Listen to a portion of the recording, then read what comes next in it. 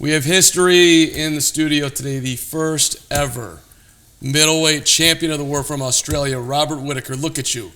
You've done something that's never been done before in the history of your country. I mean, how cool is that? Yeah, it's definitely really cool. You're a little shy in it, right? Though you don't want to puff out the chest and be super boastful on. Oh, it's just like I'm really happy to be a part of history, to be honest. But the title in itself carries no more meaning than what it is, to be honest. Like, it doesn't give me any extra abilities. It doesn't make me stronger. It doesn't make me faster. It's not going to help me in my next fight. You know, it's just a title that I think some people let get to their head. Yeah, but it is a testament to how hard you've worked to get to this point, right? How much you put into it, and I mean, it's like a kind of a validation for look, I've done all this, and I did get to this point. Definitely, like it's a milestone. It really is. But I think that's where you have to leave it. Yeah. Like, it's a milestone. You tick it off. I think a lot of these other guys just let it get into their head, and they think they're something they're not. So you're already moving forward. You're choosing to move forward, going against Yoel Romero here, June 9th, United Center in Chicago. Rematch. Yeah. You beat him once, which is an incredible accomplishment, and now okay, let's do this again. Like, it's not easy beating the guy a second time. It's not, especially when the dude you're up against is a specimen, like an absolute beast like Yoel Romero is. He was annoying to fight the first time, I'll tell you that much. Yeah, but I'm happy to do it again. And you guys, it seems like you're friendly, somewhere around there.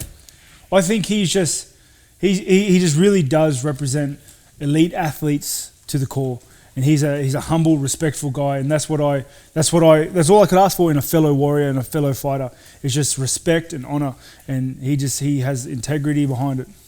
Okay, but and we had Yoel in here, and he was great to talk to. Mad respect for him, all that. But so when you fought, he like a minute into the fight, he's busting out your knee. you had an MCL, you were sprain or tear that he just a tear. So he obviously knew that. I don't know if he knew it, but yeah, it was just unlucky that that's the first thing he stomped. How did that impact that fight? I mean, you still ended up winning the fight, but how did it impact? Because you had to be that wasn't ideal. No, it definitely impacted the fight. A lot of people don't realise is that it also impacted the training beforehand. So 4 weeks prior to the fight, I had to adjust my training appropriately, which can affect my cardio, can affect a lot of different other assets. But then in the fight itself, he injured it. I was finding it really hard to put weight on my lead leg. So when I was going in for my jabs and my crosses and trying to blitz in and get back out, the leg was just not having it. Yeah, but how would you say you were able to get through and make it happen? Just a lot of will there, something. Yeah, well, I remember in the second round I was on my back. Yeah. And I thought to myself, like, either quit now or get up and do something about it. Like, just do something. And I'm glad I chose the later one, the latter. A lot of adrenaline, right? Yeah, massive amounts. So is he crazy, Yoel? Just a little bit. Like he's lovable, he's all that, but there's like that. There's the other side. Like you guys all have to have that sort of a switch, right? Yeah, I think we're all a little crazy. Right. His is just a little bit more on the surface. That's all.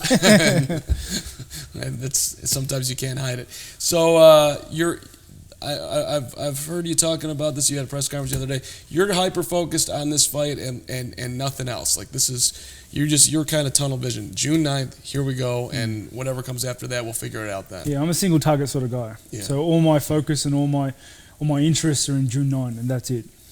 And so is this like a distraction to come in here and have to talk to me right now? It's like, oh, I got to get out of here. No, not at all. This is what this little tour is. Yeah. You know, we came to the States to make sure we nutted out a bunch of the media, sold the fight because it is going to be an exciting fight card. You know, it really is. I'm absolutely honoured to come here in Chicago and headline it. Can you do you scout the Luke Rockhold fight with Yoel and watching that? Does that do anything for you as far as preparing? Not really. I saw that fight. I saw how both opponents were matching up. Obviously, I was watching it because it was my two top contenders at the time. Yeah. But I didn't take too much from it. It seemed like he was in a comfort zone though, right? Like a little rest, recover, go. I mean, I would say he was in control. Is that fair? Definitely, because I think a big thing with Yoel Romero is you got to push the pace on him. You can't let him rest. Yeah. You know, he's a very explosive guy, and if he can rest as he wants and pick the time when he wants to explode, that's definitely hard. So how do you have your opponent and then you have your own style? Like how have you sort of developed like who you are when you get in there? The big thing about me is that I don't care about who I'm fighting. Yeah. You know, I go in there and I worry about me. Every time I'm training, I'm worrying about my skill sets and what I bring to the table, so that when I step into the octagon, I'm your problem. That sounds real. Mm. Do you think y'all make enough money to do this? Like, I look at what you do. You go in there. I mean, anything can happen. A lot of times, when guys are giving up, it's like they're on the verge of, well, either give up or I'm going to die right now. I mean, I know you guys make a decent wage, but it's like you compare it to what boxers. I feel like you should make more here. That's what I'm getting at, Robert. I definitely feel that way as well. Yeah. You know, we are literally the best at what we do in the world, and I feel like we should be compensated for that. But it is what it is. Well, you're building it, right? So I'm curious, when right now, I think to the public, at least, like, Conor's sort of the face of the sport, and then you have what went on this past week with the bus incident. Like, when you see something like that, like, do you think Conor should be suspended? Like, what are your thoughts when something like, out of nowhere, we're a huge face of the sport and that happens? Oh, he did a criminal offense. He should go to jail. Yeah. High-profile athlete aside, what he did was criminal. Him being a high-profile athlete in MMA is just, a travesty for the sport. I think it sets us back a bit. We've obviously been working on our image of trying to present to the world that we are high-caliber athletes and we're professional at what we do.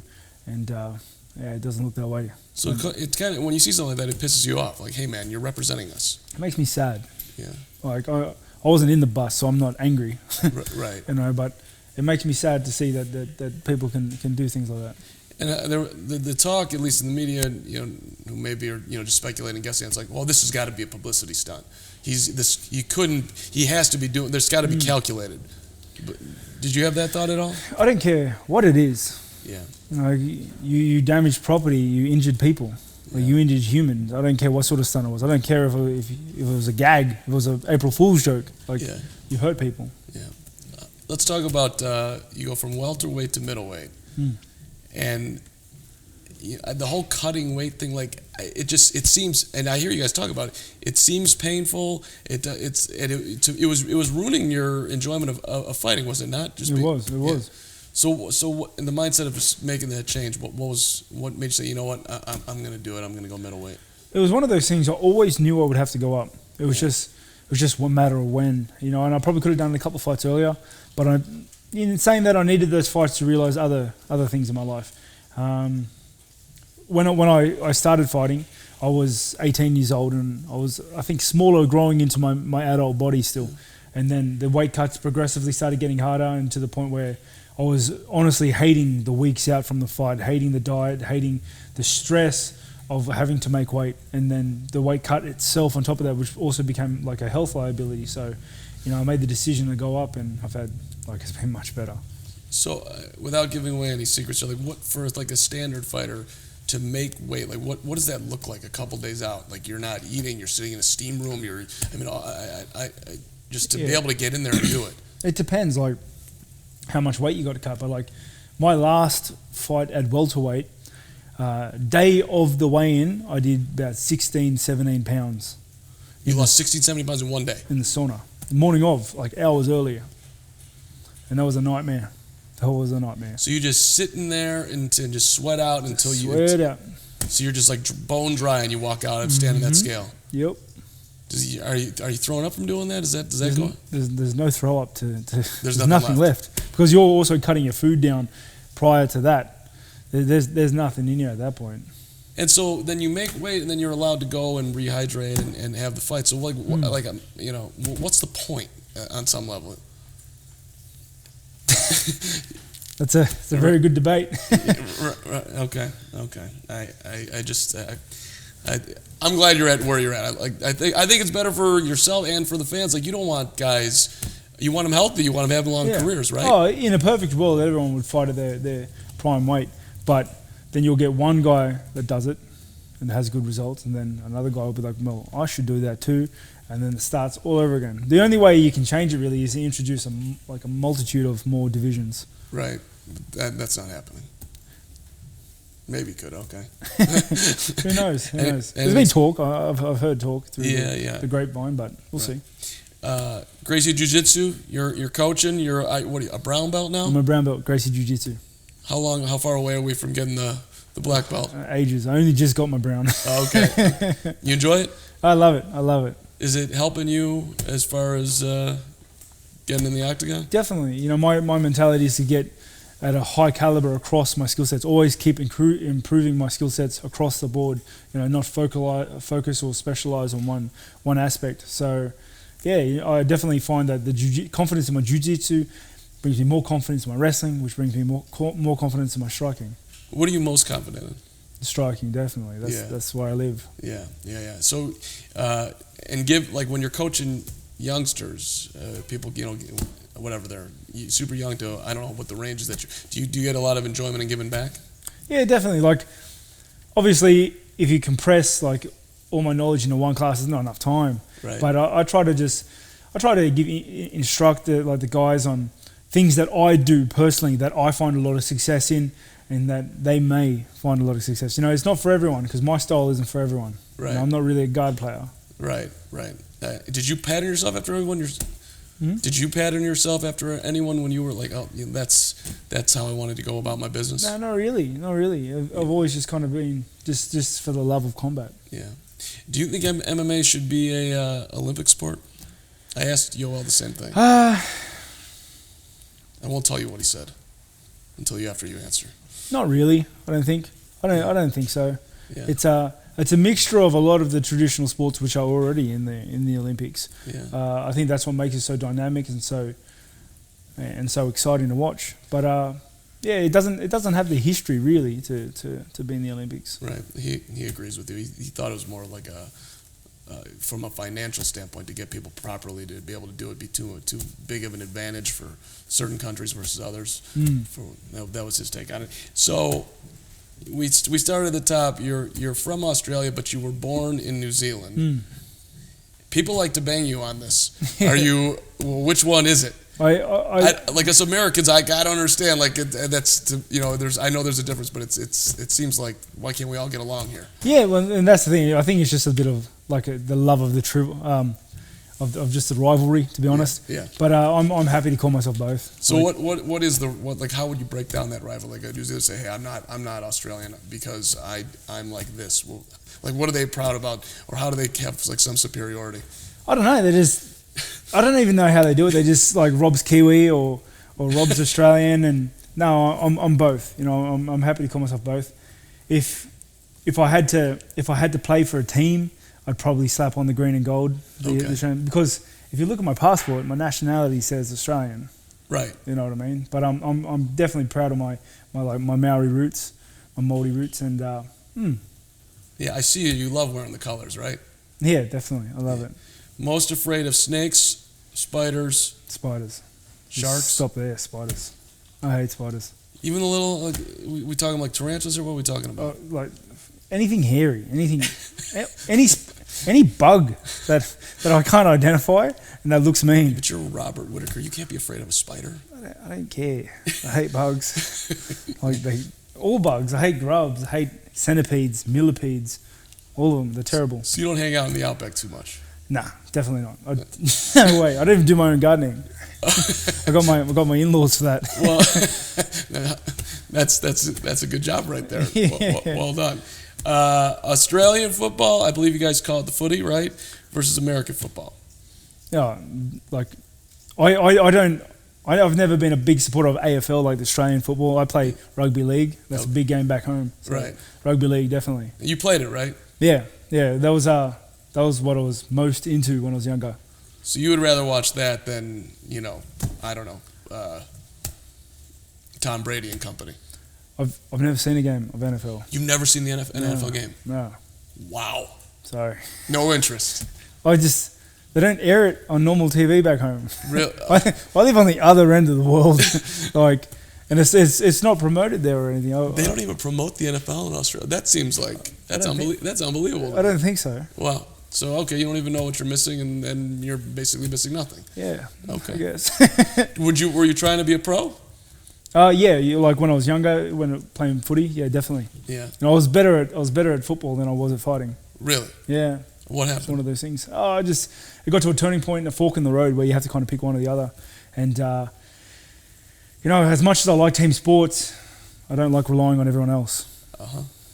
And so, but you would actually say you were better as a kid. Yeah, when I made the choice, I was better at football than I was at fighting. You sort of bet on yourself, though. Like, hey, I can do this too. All right. Okay, I want to ask you about some Australian traditions here. Now, apparently, you guys don't wear shoes. It's all flip-flops all the time. Is that true? No, it's not exclusively flip-flops. But, yeah, and we call them thongs. Thongs. Yeah. That's an underwear over here. Oh, yeah, you guys call them underwear. No, but we call them thongs. Yeah? Yeah. And you got how many pairs of thongs do you have? I got one good pair. One good. I got one good pair of thongs. So if you're going like out to dinner, do you go thongs? Is that It depends what sort of dinner it is. If it's like just a small thing, definitely. okay? If it's like a nice thing, my wife will nag me to put shoes on. But it takes a nagging, It takes a nagging. right? Okay. Yeah. But it depends. Like it's very hot in Australia. Like, and even in winter, it's still quite warm. Okay. So it's like it's always thong weather. Right. Well, what's the point? Why would you ever put on socks and shoes? 100%. Yeah. Okay. No, I think this is great. Now, when you go out to this dinner, do you eat kangaroo? No restaurant serves kangaroo. No. No, it's like I thought like 15% of Australians eat kangaroo. That's not true. no, it might be. Okay. Like you can buy it from the supermarket. You go, And right. I used to eat it when I was like back in the welterweight days and had a really stripped lean. Yeah. It's nice enough. Got Yeah? sick of it. How do you like? Is that like a medium rare kangaroo? Like, how do you do that? No, it's kind of you need to cook it well because I think it's like you got to cook it well. Okay. Mm. You put anything on there? Like a little steak sauce It's or very something? it's very dry. It's a Yeah. very dry meat. It's Yeah. gamey. You're not selling it as like Yeah. would it taste like chicken? What are we talking about here? Oh, how do I explain it? I can't explain it. Okay. Yeah, All it's right. it's better than chicken, but I don't like chicken. I got another one here. Front of the cab or back of the cab? Like I always jump in the front of the cab. Like in Australia, like that's what you do. But I did it here a couple of times. Yeah. And the cabbie looks at me funny and has to move all his stuff over, and I'm like, "Sorry, dude." Like, so when I'm in the US, I just jump in the back. Okay. Because generally a lot of the cabbies have all Yeah. their stuff in the front. Like, Yeah. But in back home, always jump in the Is front. that just more friendly thing? Like, hey, I'm gonna sit in the front. We're gonna talk. I don't know. Like I don't talk to my cabbie when I'm there. It's just what we do. Okay. So that kind of weirded you out. You sit down like, what's all this stuff here? Like, what are you doing, dude? Yeah, well, and the look the cab driver gave me, like, I got to move all my stuff. He had like his lunchbox, his tablet, and had to move all that. I was like, sorry for inconveniencing you, Right. dude. Like, Well, okay, next time in the back. So that's a little thing right there. Now, and I also understand that Americans, the coffee that we drink is awful. it's and terrible. Like, I literally have been having a cup like every hour and nothing. It is nothing. no movement. It is so weak. See- No offense. No, it's okay. And you guys love, what do you, the flat white? Is that your thing? We have a bunch of different coffees. We Okay. do. What do you go with? I like a flat white until I have to start really cutting down the carbs. Okay. Then I go maybe a double piccolo or something like that. Double piccolo? Is that like an espresso? It's like an espresso with about that much warm milk. Okay. I mean, I really, really, really, really want to go to Australia. I'm a kind of a tennis guy, so I want to come for the Australian Open. You think that's a good move? Like, Australia is is that- one of the best visiting spots in the world. yeah. Mm. And what would be like a top, like you have to do? Go to Sydney. Yeah. Sydney's the best. You're never leaving. No, When, no. That's Like, Sydney's my home, and that's where I do all my training. I live. I have my family. It's a beautiful city. you new dad? Hmm? Are you a new dad too? Newish. Newish. My oldest is turning 3. Okay. What grade do you give yourself as a father? Like a solid 8. 8 out of 10. Yeah, I reckon a solid 8. Patience and all that. Do you want? Would you? Nah, no patience. No patience. No patience. That's what my wife's for. I do all the fun, exciting, explosive stuff. Are you trying to create a little Robert Jr. perhaps? Nah, I never want to see my kids fight, but I'll support them in whatever they do. But you wouldn't want him to fight. No. How If come? they had to pick, they ask me, "Do you want me to fight?" I say no, How come? because I'm emotional. Yeah. I'm emotional at the best times, and I don't think I could stand it seeing my kid get hurt. Right. But you'd never go back and redo this. You love where you're at today, right? Yeah, 100%. Like, I was meant to fight. I'm under no illusion. Like, this is what I'm meant to do. I feel it sometimes when I'm fighting that I feel that sense of fulfillment. You know, like this is where I'm supposed to be. Do you get nervous beforehand? Yeah. Like puke nervous or like what's? No, I've never been a puke guy. Yeah. The nerves just eat at me. Yeah. They eat at me like anyone else. But I'm really anxious. I'm trying to think about what is my opponent going to do, how the fight's going to go before it happens, and then, you know. But I get through it because I just tell myself that my opponent's feeling the same way. Right. And you look at it like, well, this is why I do this, because I get it. This is the excitement that you get from being this is what separates us, right? Yeah. It separates us from the normal people, is that we put ourselves in uncomfortable positions. Yeah. Did you have to learn to sort of approach that whole, like, okay, I'm terrified right now, but this is a good thing? Not really. My dad's always told me if it was easy, everyone would be doing it. Yeah. So, that kind of just stuck through my head, that if you want to do things that get limelight, that is, be successful, if you want to be a champion, if you want to be the best at something, you're going to have to be uncomfortable sometimes. So you seem pretty driven here, Robert. You're going to try to hold this title for as long as you can, huh? It's not even the top. Like, it's the results don't matter. It's not whether I win or lose my next fight. It's who I am before the fight and after the fight that means so much to me. Like, I've got to act this way now leading into this fight, and I'll act this way after the fight regardless of the outcome, because that's just what I do. That's the mentality I've had with every fight, and that's why I drive myself so much, because I'm just trying to better me as a fighter, as a person, not as a champion.